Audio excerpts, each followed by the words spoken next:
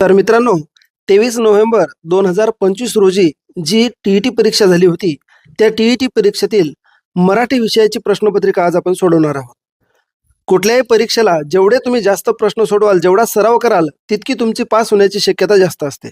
तर आपण 2025 ची मराठीची प्रश्नपत्रिका सोडवायला सुरुवात करूया. प्रश्न पहिला आहे, योग्य पर्याय वापरून म्हण पूर्ण करा. देखल्या देवा रिकामी जागा. तर याचे उत्तर आहे, देखल्या देवा दंडवत. ही एक आपल्या मराठीतील प्रसिद्ध म्हण आहे. याचा अर्थ स्वार्थासाठी किंवा केवळ समोर दिसला म्हणून एखाद्याला मान देणे असा होतो, म्हणून पर्याय क्रमांक 2. प्रश्न दुसरा, आरती प्रभू या नावाने काव्यलेखन करणारे साहित्यिक कोण? तर आरती प्रभू म्हणजे चिंतामण त्र्यंबक खानोलकर. हे मराठीतील प्रतिभावान कवी आणि कादंबरीकार होते. त्यांनी आपली कविता आरती प्रभू या टोपण नावाने लिहिल्या.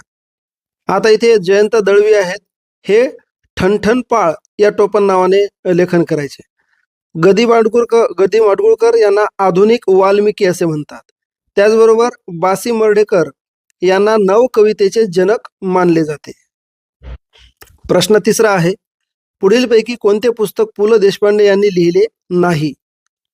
तर येथे पर्याय क्रमांक 1, अमृतवेल ही पु ल देशपांडेनं न लिहिता ही वि स खांडेकर यांनी लिहिलेली कादंबरी आहे. आणि जे इतर आहेत, आसामी व्यक्ती आणि वल्ली आणि बटाट्याची चाळ, हे सगळे पुलंनं लिहिलेले पुस्तकं आहेत. प्रश्न चौथा, आकांक्षा घरी गेली वाक्याचा प्रकार कोणता? तर वाक्याच्या प्रकाराच्या व्हिडिओमध्ये आपण याचं खूप छान स्पष्टीकरण दिलेलं होतं. तर हे आहे स्वार्थी वाक्य. तिथे सुद्धा मी सांगितलं होतं, ज्या वाक्यातील क्रियापदावरून, रूपावरून आज्ञा, उपदेश, विनंती किंवा संकेत असा कोणताही विशेष अर्थ न निघता केवळ काळाचा बोध होतो, त्यास स्वार्थी वाक्य म्हणतात. गेली यावरून केवळ भूतकाळाचा सरळ बोध होतो, म्हणून पर्याय क्रमांक 4. आता इथे आज्ञार्थी वाक्य जर असतं, तर कसं, आकांक्षा घरी जा म्हणजे इथं प्रार्थना किंवा आशीर्वाद किंवा आज्ञा असते. विद्यार्थी जर असतं तर वाक्यात कर्तव्य, योग्यता किंवा इच्छा व्यक्त होते. जसं की हेच वाक्य कसं झालं असतं, आकांक्षाने घरी जावे. आणि संकेतार्थ वाक्य काय झालं असतं, जर तरची अट असते इथे. उदाहरणार्थ, पाऊस पडला तर आकांक्षा घरी जाईल, तर ते संकेतार्थ झालं असतं. प्रश्न 5वा, कोणी झाडांच्या फांद्यावर चढले या वाक्यातील विभक्ती ओळखा. तर याचं योग्य उत्तर आहे पर्याय क्रमांक 4, षष्ठी अनेक वचन. वाक्यामध्ये झाडांच्या या अधोरेखित शब्द मानल्यास मूळ शब्द झाड असून त्याचे अनेक वचन झाडे म्हणजे झाडां असं होईल. मग त्याला च्या हा प्रत्यय लागला. चा, ची, चे, च्या हे प्रत्यय षष्ठी विभक्तीचे आहेत. अनेक वचनी रूपाला प्रत्यय लागल्याने हे षष्ठी अनेक वचन ठरते. येथे अजून एक गोष्ट सांगू इच्छितो, जर फांद्यावर विचारले असते तर वर मुळे ते सप्तमी ठरले असते, परंतु पर्यायामधून येथे आपण झाडांच्या या शब्दाचा विचार केला आहे. प्रश्न 6वा आहे, इक प्रत्यय लावता न येणारा शब्द कोणता? खाली ज्याला इक प्रत्यय लावता येत नाही, तर तो शब्द आहे आनंद. कारण आनंदाला आनंदिक आपण कधी म्हणत नाही. बाकी जे आहे सामाजिक, वाचिक आणि धार्मिक, हे तीनही आपण याला इक लावू शकतो, परंतु इथे इक लावू शकत नाही. त्याच्यामुळे पर्याय क्रमांक 4. प्रश्न 7वा आहे, पुढीलपैकी मागणी पत्राचा विषय कोणता असेल? आता खाली काही मागणी पत्र आहेत, खाली काही पत्र आहेत, याच्यामध्ये मागणी पत्र हा विषय कोणता असेल? तर याचं बारीक निरीक्षण केलं तर आपल्याला लक्षात येईल, पर्याय क्रमांक 4, विद्यार्थी भांडारासाठी स्टेशनरी घेणे हा मागणी पत्राचा विषय आहे. त्याच्यात पहिलं जे लग्नासाठी बोलावणे हे निमंत्रण पत्र असते. दुसरं आहे विद्यार्थ्यांना बक्षीस देणे, हे गौरव किंवा अभिनंदन पत्र असते. त्याच्यानंतर तिसरं जे आहे प्रमुख पाहुण्यांचे आभार मानणे हे आभार पत्र असते. त्याच्यामुळे पर्याय क्रमांक 4 हे मागणी पत्र आहे. प्रश्न 8वा, अ, आ, इ, ई, उ, ऊ हे कोणत्या प्रकारचे स्वर आहेत? तर हे सगळे सजातीय स्वर आहेत. आता विजातीय स्वर कोणते असतात? तर भिन्न उच्चार स्थानांमधून निघणारे स्वर जसं अ, ई, उ, ए हे झाले विजातीय. त्याच्यानंतर संयुक्त. संयुक्त म्हणजे दोन वेगवेगळ्या स्वरांच्या एकत्र येण्याने बनलेले स्वर जसे ए, ऐ, ओ, औ. आणि दीर्घ. दीर्घ तर माहितीच आहे, ज्यांचा उच्चार करायला जास्त वेळ लागतो, परंतु इथे जोडलेले अ, आ हे अनुक्रमे ह्रस्व दीर्घ चे जोडीदार आहेत, ज्यांना व्याकरणाच्या प्रामुख्याने सजातीय संबोधले जाते. इथे पर्याय सुद्धा सजातीय आहे. प्रश्न 10वा. झाकले मनी चा योग्य अर्थ काय? प्रश्न 10वा आहे, झाकले मनी चा योग्य अर्थ काय? तर या प्रश्नाचा योग्य पर्याय आहे साधा पण गुणी मनुष्य. झाकले माणिक हा मराठीतील एक वाक्प्रचार आहे. ज्या व्यक्तीचे बाह्यरूप अत्यंत साधे असते, परंतु तिच्या अंगी खूप मोठे सुप्त गुण किंवा विद्वत्ता असते, अशा व्यक्तीला झाकले माणिक असं म्हटले जाते. तर इतर जर आपण विचार केला तर पाणक्या म्हणजे पाणी भरणारा माणूस. बहुमोल वस्तू आपल्याला माहितीच आहे. आणि कजाक. कजाक व्यक्ती म्हणजे काय, तर भांडखोर व्यक्ती किंवा भांडखोर स्त्री सुद्धा कधी कधी म्हटलं जातं. प्रश्न 11वा आहे, पुढीलपैकी शुद्ध शब्द ओळखा. तर येथे सगळं कन्फ्यूज होणार असते. अशा वेळी जेव्हा आपल्याला लक्षात येत नाही, तेव्हा आपण रफ कागदावर किंवा रफ जिथे जागा असते आपल्याला पेपरमध्ये, तेथे लिहून पाहायचं. म्हणजे बरेचदा आपल्या हाताला योग्य वळण असते, त्याच्यामुळे आपण त्याच्यावरून सुद्धा गेस करू शकतो, जर नियम नाही लक्षात आले तर. तर इथे पर्याय क्रमांक 2 वायुपुत्र हा शब्द शुद्ध आहे. प्रश्न 12वा, पुढीलपैकी वचन नियमाच्या दृष्टीने गटात न बसणारा शब्द कोणता? तर याचं योग्य उत्तर आहे पर्याय क्रमांक 1 फुले. तर हा पर्याय का, तर फुले हा शब्द नपुंसकलिंगी नामाचे अनेक वचन आहे. एक वचन फुल नपुंसकलिंगी. आता इतर जर विचार केला, नालाचा म्हणजे नालेचं नाला पुल्लिंगी, पेलेचं पेला पुल्लिंगी, भालेचं भाला पुल्लिंगी, परंतु फुले जे आहे हे नपुंसकलिंगी. म्हणजे फुल जे आहे त्याचं ते नपुंसकलिंगी रूप असल्यामुळे हा गटात बसत नाही.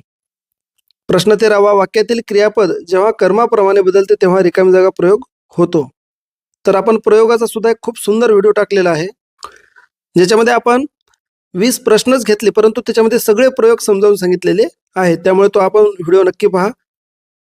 तर यामध्ये जेव्हा म्हणजे क्रियापद जेव्हा कर्माप्रमाणे बदलते, तर इथेच आपलं उत्तर आहे कर्माप्रमाणे म्हणजे कर्मणी. पर्याय क्रमांक 3. प्रश्न 14वा, तुला हे पुस्तक आवडले का या वाक्यात गाळलेल्या जागी कोणते विरामचिन्ह येईल?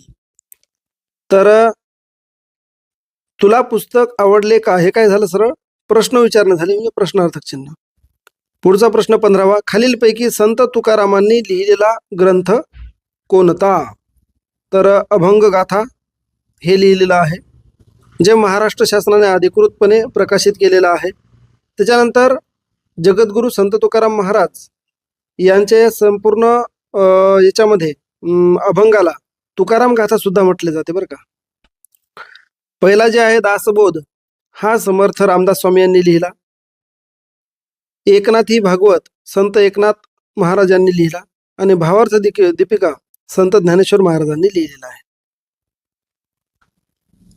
प्रश्न 16वा, शाळा माते समान आहे या वाक्यात शाळा काय आहे? उपमेय, उपमान, साधारण, धर्म का अलंकार? तर काय आहे, तर उपमेय आहे. कोण? शाळा. अलंकारामध्ये ज्या वस्तूची तुलना करायची असते, म्हणजेच ज्याचं वर्णन करायचे असते, त्याला उपमेय म्हणतात. येथे शाळेची तुलना करायची आहे म्हणून शाळा हे उपमेय आहे. आता इथे मग माता काय आहे? माते समान म्हटल्यावर ज्याच्याशी तुलना करायची असते ते इथे माता आहे. माता हे उपमान आहे. आता साधारण धर्म म्हणजे काय असते? साधारण धर्म म्हणजे दोन्हीमध्ये असणारा सारखा गुण. येथे समान किंवा मातेसारखे प्रेमळ असणे हा धर्म आहे. त्याच्यानंतर अलंकार काय? अलंकार हा संपूर्ण वाक्याचा भाषिक गुणधर्म आहे, घटकाचे नाव नाही. प्रश्न 17वा, कडा कडा फोड नभ उडऊ उडू मखिका. कडा कडा फोड नभ उडव उडू मखिका, खडबडवी दिग्गजा, तुडव रवी मालिका, यात कोणता रस आहे? तर यामध्ये रौद्र रौद्र रौद्र रस आहे. या ओळीमध्ये अत्यंत तीव्र राग दिसतो, क्रोध आणि संतापाची भावना सुद्धा दिसतो. म्हणजे फोड नभ, तुडव रवी म्हणजे नभ फोडून सूर्याला तुळव असं व्यक्त झालेला आहे कवी. त्यामुळे क्रोधाचा स्थायी भाव असलेल्या वर्णनात रौद्र रस आढळतो. त्याच्यामुळे पर्याय क्रमांक 1. प्रश्न 18वा, तुला काय पाहिजे या वाक्यातील काय शब्द कोणत्या प्रकारचे सर्वनाम आहे? तर हे जास्त विचार न करता प्रश्नार्थक, कारण प्रश्न विचारलेला आहे त्याच्यामुळे प्रश्नार्थक पर्याय क्रमांक 3. आता इथे पुरुषवाचक कधी असतं? जेव्हा बोलणारा, ऐकणारा किंवा तिसऱ्या व्यक्तीचा बोध करून देणार असतं, जसं की मी, तू किंवा तो. अनिश्चित, जेव्हा कोण, काय हे शब्द प्रश्न विचारण्यासाठी न येता कोणत्या नामाबद्दल आले आहेत हे निश्चित सांगता येत नाही. त्या पेटीत काय आहे ते सांगता येत नाही, असं जर असतं ते अनिश्चित. दर्शक म्हणजे काय? दर्शक जवळची किंवा दूरची वस्तू दाखवण्यासाठी हा, ही, तो असं आपल्याला दाखवलं तर ते दर्शक आहे. प्रश्न 19वा, माधुरी माझ्या बहिणीची मुलगी आहे या वाक्यात किती नामे आलेली आहेत? तर या वाक्यात 3 नामे आलेली आहेत. माधुरी एक विशेष नाम आहे, बहिणीची मूळ शब्द आहे बहीण, हे सामान्य नाम दुसरं, आणि मुलगी हे सामान्य नाम तिसरं, म्हणजेच 3 नामे आलेली आहेत. प्रश्न 20वा आहे, विनीताने लाडू खाल्ला या वाक्याचे अपूर्ण भविष्यकाळी रूप कोणते? अपूर्ण भविष्यकाळी रूप सांगायचे आपल्याला. तर इथे काय आहे? विनीताने लाडू खाल्ला, खाल्ला म्हणजे भूतकाळ झाला. आता आपल्याला सांगायचं अपूर्ण भविष्यकाळी रूप कोणते? तर विनीता लाडू खात असेल. अपूर्ण भविष्यकाळ म्हणजे काय? बघा, आता भविष्यकाळात एखादी क्रिया चालू किंवा अपूर्ण असेल हे दर्शवण्यासाठी मूळ धातूला त प्रत्यय लावून पुढे असेल किंवा असाल हे सहाय्यक क्रियापद वापरतात. म्हणून खात असेल हे अपूर्ण भविष्यकाळ होईल. पर्याय क्रमांक 2. प्रश्न 21वा, स्वभाव अधिक उक्ती याचा योग्य संधिबद्ध कोणता, म्हणजे संधी शब्द कोणता? तर इथे पर्याय क्रमांक 3, स्वभावोक्ती. आता योग्य पर्याय हाच का? हा गुणादेश स्वरसंधीचा नियम आहे. स्वभावमधील शेवटी अ हा स्वर आणि उक्तीच्या सुरुवातीला उ, पहिला उ हा स्वर म्हणजे रस्व, हा स्वर आहे. मग व्याकरणाच्या नियमानुसार काय? अ अधिक उ बरोबर ओ होतो, म्हणून स्वभावोक्ती हा पर्याय क्रमांक 3. प्रश्न 22वा, हरिहर हे कोणत्या समासाचे उदाहरण आहे? हरिहर, तर हे आहे इतरेतर द्वंद्व समास. पर्याय क्रमांक 1. आता इतरेतर द्वंद्व का? तर हरिहर या सामासिक शब्दाचा विग्रह हरी आणि हर म्हणजे विष्णू आणि शिव असा होतो. ज्या द्वंद्व समासाचा विग्रह करताना आणि व या समुच्चयबोधक उभयान्वयी अव्ययाचा वापर करावा लागतो त्याला आपण इतरेतर द्वंद्व समास असे म्हणतो. त्याच्यामुळे पर्याय क्रमांक 1. पुढीलपैकी वर या शब्दाचा समानार्थी नसलेला शब्द कोणता? समानार्थी याला नसला पाहिजे वरला. तर श्रेष्ठ म्हणजे वरचा दर्जाच बरोबर. आशीर्वाद म्हणजे वर, नवरा मुलगा म्हणजेच वर. आशीर्वाद म्हणजे वर कसा? आपण नाही का म्हणत मला वर मिळाला म्हणजे आशीर्वाद मिळाला. नवरा मुलगा म्हणजे वरच. फक्त जरा जे आहे हे समानार्थी नसलेला शब्द आहे, त्याच्यामुळे पर्याय क्रमांक 2. प्रश्न 24वा आहे, पुढीलपैकी विरुद्धार्थी योग्य जोडी कोणती? आता हा व्यवस्थित सोपा प्रश्न आहे, फार अवघड प्रश्न नाही. याचं मात्र तुम्ही कॉमेंट करून मला उत्तर द्यायचं आहे की पुढीलपैकी विरुद्धार्थी योग्य जोडी कोणती? 3 अयोग्य, 1 योग्य आहे, ती योग्य जोडी कोणती? आपण हा व्हिडिओ यूट्यूबला पाहत असाल तर चॅनल सबस्क्राईब करा, व्हिडिओला लाईक करा, इतरांना शेअर करा, आणि फेसबुकला पाहत असाल तर कृपया पेजला फॉलो करा. व्हिडिओ सेव्ह करून ठेवा जेणेकरून पुन्हा रिव्हिजनसाठी कामाला येईल. त्याचबरोबर व्हिडिओला लाईक करा आणि इतरांना शेअर करा. लवकरच नवीन व्हिडिओमध्ये भेटू. तोपर्यंत जय हिंद, जय महाराष्ट्र.